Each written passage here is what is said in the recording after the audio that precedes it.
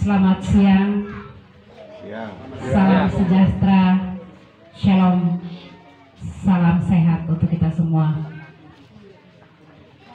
Yang saya hormati Bapak Camat IKUVU, yang sama saya hormati Bapak Desa Banibani,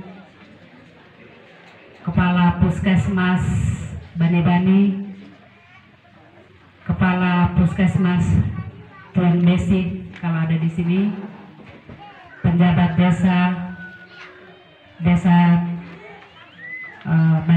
Tuan Desi ya, ada dua desa di sini. Ya. Pengelola PAUD, tutor PAUD, kepala sekolah SMP, SD yang ada di sini, tua-tua adat, tokoh masyarakat, singkatnya hadirin semua yang saya kasihi. Puji dan syukur pada Tuhan Yang Maha Kuasa karena atas berkatnya, rahmatnya, kami boleh tiba dengan selamat di sini dan kita semua boleh berkumpul di tempat ini dalam keadaan sehat.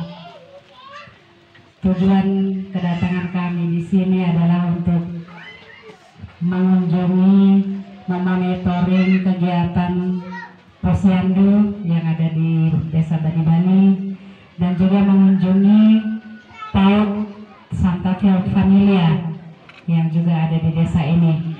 Tadi saya sudah dapat informasi dari Bapak Camat bahwa dua kegiatan tersebut kita pusatkan di tempat ini. Puji Tuhan. Tadi kami sempat bingung di jalan. Ini jalan tak berujung. Sampai di mana ini kita harus berhenti.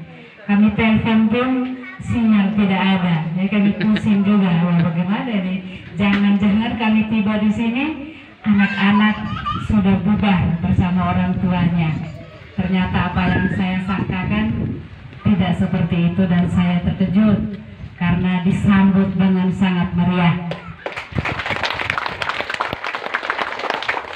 Untuk itu saya berterima kasih kepada Bapak Camat, Bapak-Bapak Desa, Kepala Puskesmas, Kepala Sekolah SD SMP yang lainnya yang ada di sini. Juga khusus buat anak-anak yang menari dan likurai tadi. Nanti sebentar Oma akan kasih sesuatu untuk kalian ya. Jadi menarinya bagus sekali, tais-taisnya juga cantik-cantik. Ini biasa mata saya selalu melirik di tenunnya. Luar biasa. Ya. Ini adalah hasil karya kita yang harus kita hargai, yang harus kita promosikan supaya bukan hanya kita pakai di Desa Banibani, tapi kita juga tunjukkan keluar bahwa kami ini kaya, bukan kaya di alamnya saja, tapi kami juga kaya di adat dan budayanya. Jadi luar biasa, terima kasih dan apresiasi untuk anak-anak yang sudah dikurai dan sudah menari. Selanjutnya saya mau sampaikan satu dua hal mengenai peranan ibu-ibu, peranan bapak-bapak dalam menghadapi atau menangani kondisi kesehatan anak-anak kita yang memprihatinkan. Stunting ini adalah kondisi kesehatan anak-anak kita yang akan berujung kepada kecerdasannya yang terganggu, tinggi badannya yang tidak normal kalau kita bandingkan dengan anak-anak normal. Karena itu kenapa pemerintah dari pusat sampai dengan pemerintah daerah Melaka menggenjot supaya penanganan stunting ini harus dilakukan benar-benar. Saya berkeliling di beberapa kecamatan dan ini adalah kecamatan yang ke-7. Saya pilih salah satu posyandu untuk saya datangi dan saya lihat bagaimana kerja petugas kesehatan dan juga kader yang ada di posyandu. Ya, memang banyak hal yang harus kita perbaiki, banyak hal yang harus kita benahi karena keterbatasan-keterbatasan yang kita miliki. Saya selalu bertanya kepada kader, saya bertanya kepada ibu-ibu yang punya balita, kenapa anak anak kita mesti mengalami gizi kurang? Kenapa harus gizi buruk? Apalagi sampai terjadi stunting. Apapun yang kita tanam di daerah kita pasti hidup, betul atau tidak? Tanam pisang, pisang hidup. Tanam jagung, menghasilkan jagung. Tanam singkong, ada hasilnya ubi kayu. Tanam sayur, ada hasilnya. Kenapa kita harus kurang gizi? Kenapa kita harus gizi buruk? Nah, ini yang harus kita tangani. Kita punya sumber daya alam, potensi makanan dan minuman ternak yang cukup. Harusnya kita tidak boleh mengalami stunting. Kita malu harusnya. Kita merasa berdosa kepada generasi yang kita lahirkan, tetapi kita tidak urus supaya dia mempunyai kualitas sumber daya yang bagus. Ini salahnya ada di mana? Kunci pokoknya salahnya bukan hanya di alamnya, bukan hanya salah di ibunya, bukan salah di bapaknya, tetapi kita semua merasa harus bertanggung jawab atas kondisi ini. Ibu dan bapak melahirkan anak. Kita ingin supaya anak kita sehat, benar tidak? Supaya dia sehat, kita harus kerjasama yang baik. Mama melahirkan anak, hamil dan melahirkan anak. Bapak tidak pernah hamil dan tidak pernah melahirkan, ya. Tapi bapak bersama-sama mama membuat anak, melahirkan anak, benar atau tidak? Jadi tanggung jawabnya bukan hanya pada mama, tetapi bapak juga harus bertanggung jawab. Mama setuju atau tidak? Setuju. Jadi mama itu memang adalah ibu rumah tangga, mau apapun profesinya, pasti dia tugasnya adalah mengurus rumah tangga, mengurus suami, mengurus anak, mengurus kebutuhan di rumah tangga. Bapak adalah tulang punggung keluarga. Karena itu bapak cari uang yang cukup supaya mama bisa kelola. Mama kalau bekerja juga sama-sama dengan bapak membantu supaya kehidupan ekonomi jadi lebih baik. Salah kita adalah di pola asuh anak. Kita punya cukup makanan, kita punya cukup ternak untuk kita makan yang bergizi. Tetapi mama belum bisa mengolah dengan baik, ataupun mama sudah mengolah dengan baik, tetapi mengasuhnya, menyuapinya kurang memperhatikan, sehingga makanan, porsi makan yang dimakan oleh anak itu menjadi sedikit. Kemarin saya keliling posyandu, saya tanya, mama, anak makan berapa kali satu hari? 3 kali satu hari. Wah, bagus. Jam berapa anak makan? Jam berapa mama kalau anak makan? Yang bayi balita? Jam berapa anak mulai makan pagi? Jam 8 pagi. Sudah terlalu siang mama. Ya? Ada yang kasih makan anak jam 6 sampai jam 7 pagi untuk makan pagi? Ya. Jam makan siang jam berapa? Jam 11. Jam 8 makan pagi, jam 11 makan siang. Tidak pas waktunya, ya. Jadi jam 7 makan pagi, jam 12 ya makan siang, kemudian sore jam 6 sampai jam 7 dia makan sore. Benar? Ya. Jadi buat seperti itu. Nah, porsi makannya yang sekarang saya lihat di situ salahnya. Mama menyiapkan 1 piring nasi untuk anaknya yang balita umur 3 tahun. Siapa yang punya anak 3 tahun di sini, mama? Yang punya anak 3 tahun atau 2 tahun? Mana? Ya, mama. Ya, silakan mama yang pakai baju merah. Anaknya bisa makan sendiri tidak? Tidak bisa. Siapa yang suap? Anak makan berapa sendok satu kali makan? Paling banyak 10 sendok. Itu sudah lumayan. Setiap kali makan segitu? Tidak pasti. Biasanya paling kurang berapa? Berapa sendok? 5 sendok. Ya. Jadi ini yang terjadi. 1 porsi makan untuk anak sekitar 10 sampai 15 sendok makan. Anak makan 3 sampai 5 sendok, sisanya mama yang makan.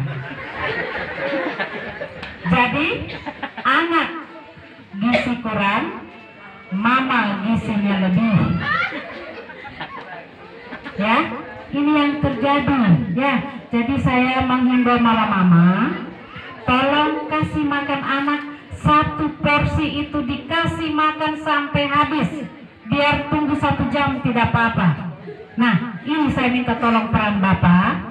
Tolong bapak, kalau mama masih suapin anak, tolong jangan ganggu mama untuk buat kopi dulu. Itu maksudnya, ya.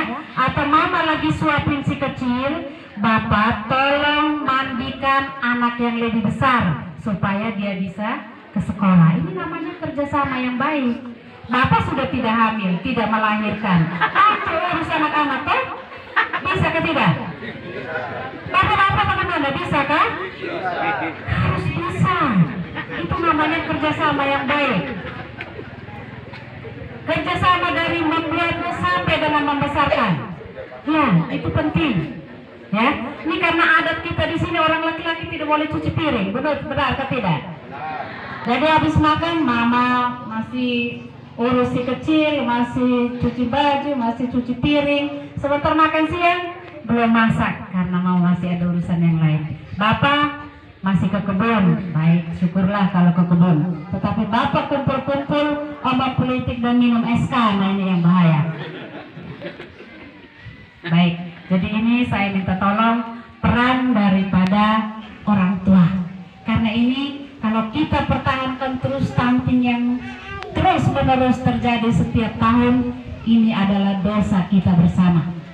Kita melahirkan anak, tetapi kita tidak bertanggung jawab. Dia tetap hidup, pasti dia bisa hidup, ya. Tetapi kualitas hidupnya tidak sebaik anak-anak yang normal, anak-anak yang gizinya bagus. Jadi kita harus merasa memiliki anak ini, merasa bertanggung jawab untuk membesarkan anak-anak yang sudah kita lahirkan. Tadi saya dengar laporan dari Bapak Camat bahwa stunting masih ada 16 anak yang mengalami stunting. Jadi stunting ini adalah kondisi gangguan gizi kronis, ya, akibat gangguan gizi kronis. Jadi gizinya kurang, gizinya buruk, kemudian tidak kita tangani, tidak perhatikan, akhirnya muncul kasus yang namanya stunting. Kalau sudah terjadi stunting, ini susah untuk kita perbaiki, ya. Karena itu kalau dia masih pada umur balita sampai dengan 5 tahun, kemungkinan kita masih bisa atasi. Tapi kalau sudah lewat dari umur itu, akan sangat susah, ya. Jadi saya meminta tolong Bapak Camat, Bapak Desa, Ibu Ketua Tim Penggerak PKK Kecamatan dan Desa, kita membantu petugas kesehatan, ya. Jadi Ibu Kepala Puskesmas jangan sungkan untuk mengajak Ibu Kepala Desa, Ibu Camat untuk sama-sama turun ke masyarakat untuk sering-sering kasih omongan. Jangan malas, jangan capek untuk memberitahu kepada ibu-ibu, bapak-bapak yang masih punya bayi dan balita ataupun remaja-remaja yang nantinya akan menjadi calon ibu dan calon bapak. Nah, dari sisi petugas kesehatan, ini saya lihat ada kader, ada Ibu Kepala Puskesmas. Saya minta tolong untuk menjalankan tugasnya sesuai tupoksi masing-masing. Meja 1, 2, 3, 4, dan 5. Nah, Ibu Kepala Puskesmas tolong diperhatikan. Meja 4 tolong difungsikan untuk penyuluhannya, ya. Jadi penyuluhan itu menjadi sangat penting. Kalau anak ini 1-2 bulan di timbangannya tidak pernah naik, malah turun, ini yang harus diikuti, ya. Jangan hanya catat kemudian selesai. Bagaimana orang tua tahu kalau anaknya bermasalah, ya? Disinilah kelalaian-kelalaian yang kita tidak perhatikan, ya. Sudah tahu 3 bulan berturut-turut anak ini timbangannya tidak naik, berat badannya tidak seimbang atau tidak sesuai dengan umurnya. Nah, ini yang harus ditangani supaya tidak terjadi gizi kurang, tidak terjadi gizi buruk. Karena akibat lanjut daripada gizi kurang dan gizi buruk inilah terjadi stunting. Ini yang harus diperhatikan. Karena itu di bulan timbang ini kami keliling seluruh kecamatan. Ini adalah kecamatan yang ketujuh, dan kami mau ingin pastikan bahwa penimbangan, pengukuran itu dijalankan dengan benar, dicatat dengan benar, sehingga hasilnya juga bisa kita pertanggungjawabkan. Karena hasil penimbangan di bulan Februari dan Agustus ini yang akan dilaporkan ke pusat sebagai data untuk menunjukkan status gizi daripada anak-anak kita. Karena itu harus dijalankan dengan benar. Saya kira saya tidak akan memperpanjang lagi karena waktunya sudah cukup siang. Ini penimbangannya sudah dilakukan setelah ini. Baik, kalau begitu saya kira ini saja yang bisa saya sampaikan. Terima kasih untuk penyambutan yang luar biasa. Saya juga tidak sangka-sangka dan mohon maaf apabila ada hal-hal yang kurang berkenan. Selamat siang, shalom dan salam sejahtera untuk kita semua. Demikian kata-kata yang disebutkan oleh Ibu Bupati sebagai Terima kasih kepada Kabupaten Melaka. Ibu Ketua Tim Penggerak PKK Kabupaten Melaka. Familiar Penyerahan alat